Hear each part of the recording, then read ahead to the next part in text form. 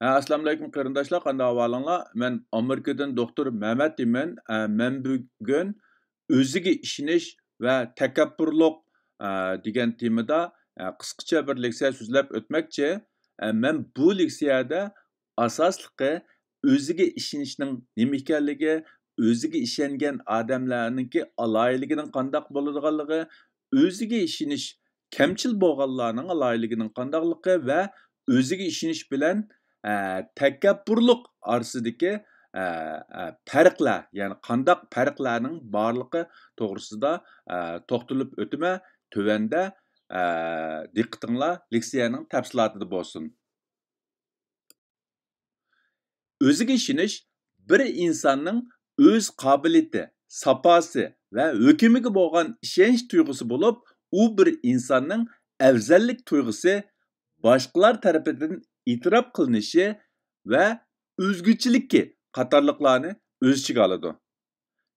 İnsanlarning o'ziga bo'lgan ishonchi insonlarning o'z ortiqchiligi va kamchiliklarini to'g'ri tunib yetish asosida shakllangan o'ziga tutgan pozitsiyasi bo'lib, u shu insonning o'zini qabul qilganligi va hayotini kontrol qilish ingi borligini bildirdi.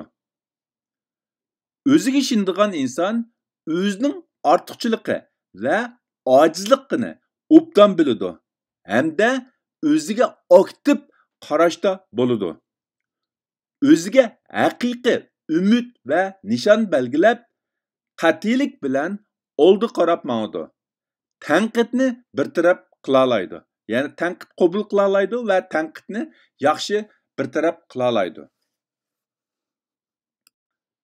Undaqda o'ziga ishonchi sog'lom bo'lgan insonlar yoki o'ziga ishonchi bor insonlarda qandoq aloyidliklar bo'ladi degan vaqtida undaq insonlarda birinchisi so'z harakati birdek bo'lib cho'ng so'zlamaydi, amaliy ish qildi. Ikkinchisi o'zi kontrol qila olmaydigan ishlardan bak ansirab ketmaydi. Uchinchisi boshqalardan yordam so'rashdan xijil bo'lmaydi yoki qo'rqmaydi. To'rtinchisi qaror ilishda keskin bo'lib, xatolik o'tkazishdan bak qo'rqib ketmaydi. Beshinchisi xatolik o'tkazgan vaqtida ustiga oladi. Savallikni boshqalardan izlamaydi. Oltinchisi dadil va jasoratlik bo'lib, bir ish qilgan vaqtida boshqalarning keyniga o'tib olmaydi. Yettinchisi nishoni aniq, kayfiyati turaqliq, izchil bo'lib, bir ishdan oson voz kechmaydi. Sakkizinchisi boshqalarning diqqatini tortishga bek kuchab ketmaydi. Ya'ni boshqalarning diqqatini tortish va boshqalarni jalb qilishga unchavala kuchab ketmaydi. To'qqizinchisi o'zini to'liq qabul qiladi, o'zini qadrlaydi va o'z qimmatini yaxshi yarata oladi. Mana bular o'ziga ishonchi komil bo'lgan insonlarda bo'ladigan aloyidliklar. Albatta, u aloyidliklar yolg'iz bular bilan cheklanib qolmaydi. Uningdan boshqa, ya'ni konkret insonlarda nurg'unlagan konkret aloyidliklar bo'lishi mumkin. Undaqda bu o'ziga bo'lgan ishonchi kam bo'lgan insonlarning qandaq aloyidligi bo'ldi yoki o'ziga bo'lgan ishonchi kam bo'lgan vaqtida qandaq bo'ldi degan vaqtida u xildagi insonlar birinchisi passiv his tuyg'uda bo'lishi, oson tushkunlashishi, umidsizlanishi mumkin. Ikkinchisi boshqalarga ishonish qiyin bo'lishi, dunyoga gumon bilan qarashi mumkin. Uchinchisi bir ishdan oson voz kechishi yoki izchillik kam bo'lishi mumkin. To'rtinchisi boshqalarga oson bo'ysunishi va o'zini to'van ko'rishi mumkin. Beshinchisi o'zini yaxshi ko'rmasligi, hatto o'ziga o'chmanlik tuyg'usi bo'lishi mumkin. Oltinchisi gumonxo'r bo'lishi, tanqidga sezgur yoki tanqid qabul qila olmaydigan bo'lishi mumkin. Ya'ni boshqalar to'g'ri niyat bilan ba'zi taklif fikrlarni, tanqidiy fikrlarni bergan vaqtida o'ziga ilib ortiqcha ranjishi yoki u tanqidiy fikrlardan boshqacha bir ma'no chiqarishi mumkin.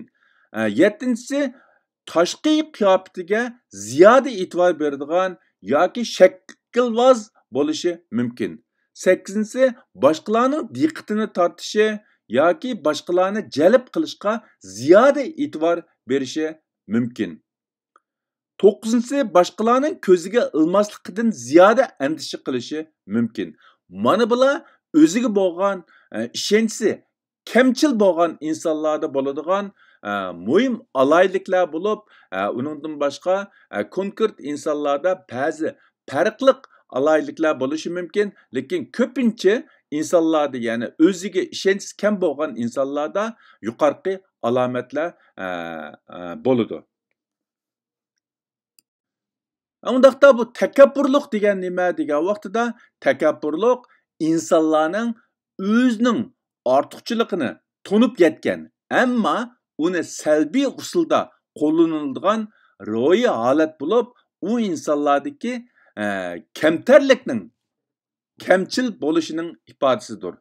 Takabbur kishilar boshqalarga o'z maharati va qobiliyatini namoyon qilgan vaqtida faqat o'z maharati va qobiliyatini namoyon qilish bilan cheklanib qolmay, eng muhimi o'zini boshqalarning ustiga qo'yib, boshqalarga pisand qilmasligi yoki boshqalarni tuvan ko'rishi mumkin. Mana bu takabbur insonlar bilan o'ziga ishonadigan insonlarningki eng muhim farqi. Takabbur kishilar o'zini markaz qiladigan bo'lib, boshqalar bilan hamkorlashishni uncha xohlamaydi. Boshqalar bilan sog'lom munosabat o'rnatolmaydi. O'zining alohida ekanligiga ishonadi.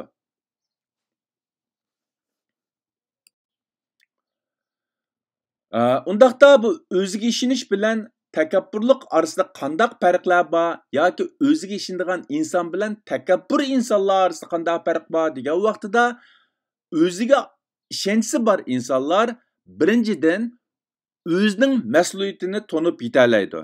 Ikkinchidan ortiqchiligi va muvaffaqiyatlarga nisbatan kamtar tabiiy muomalada bo'ladi.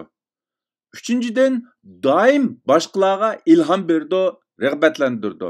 Dördüncüsü xatalıqı üçün məsuliyyətini öz üstüge alalaydı.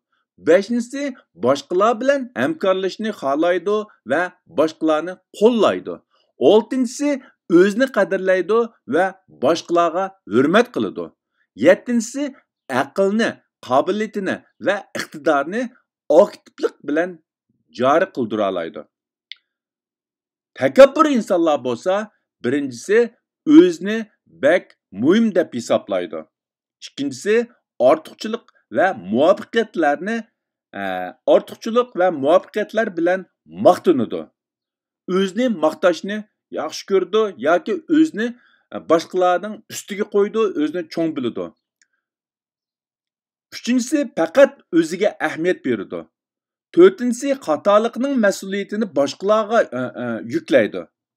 Beşincisi boshqalar bilan hamkorlashishni uncha xohlamaydi. Boshqalarni qo'llamaydi. Altıncısı o'zini boshqalardan ustun ko'rdi. Yettincisi doim o'zini boshqalardan aqlli, qobiliyatli va iqtidorli hisoblaydi. Mana bular o'ziga ishonish bilan takabburlik orasidagi muhim farqlar. Undaqda qanday qilgan vaqtida insonlarning o'ziga bo'lgan ishonchini sog'lom taraqqiy qildirg'ili bo'ladi degan vaqtida, birinchisi ortiqchilikni tunib yetish va uni eng yuqori darajada joriy qildirish. Ikkinchisi tirishchanlik va ilgirlashlar bo'lsa, uni jazmlashtirish, taqdirlash va yoki mukofotlash. Uchinchisi qiyinchilik va ig'ir ahvollarga yo'liqqan vaqtida o'ziga tasalli berish, o'ziga ko'yinish. Dördüncüsü mag'lubiyatni yakunlash, ammo mag'lubiyat ustida bek uzun to'xtalmay oldiga qarab menish. Beshinchisi real va yetkili bo'ladigan nishon belgilash. Mukammallikni bek umid qilmaslik yoki mukammallik qo'g'lashmaslik. Oltinchisi masalani logikali o'ylash, hissiyotga bek berilib ketmaslik. Yettinchisi o'zi va boshqalar to'g'risida ko'p gumon qilishdan, faraz bilan ish qilishdan saqlanish. 8-si o'tmishdagi salbiy hayot kechirmishlarni unutib, uning kelgusiga salbiy ta'sir yetkazishiga yo'l qo'ymaslik kerak. 9-si hissiyot, ko'z qarash va ehtiyojni aniq va to'g'ri ifodalash. Boshqalarga xato tushuncha berishdan saqlanish kerak. 10-si o'rinsiz talablarga yo'q deyishni bilish yoki o'rganish kerak. Biz mushundaq qilgan vaqtida yoki bu nuqtalarga diqqat qilgan vaqtimizda o'zimizga bo'lgan ishonch tuyg'usini sog'lom yetildira olishimiz va taraqqiy qildira olishimiz mumkin. Men bugungi bu o'ziga ishonish va takabburlik degan temadagi qisqa leksiyani mishada oxirlashtirmoqchi. Hammanglarning diqqat berganinglar ko'pdan-ko'p rahmat. Alloh hammamizningki ruhini sog'lom, tafakkurni aniq va to'g'ri qilishga yordam qilsin. Xayr xo'sh, ko'rishguncha omon bo'linglar.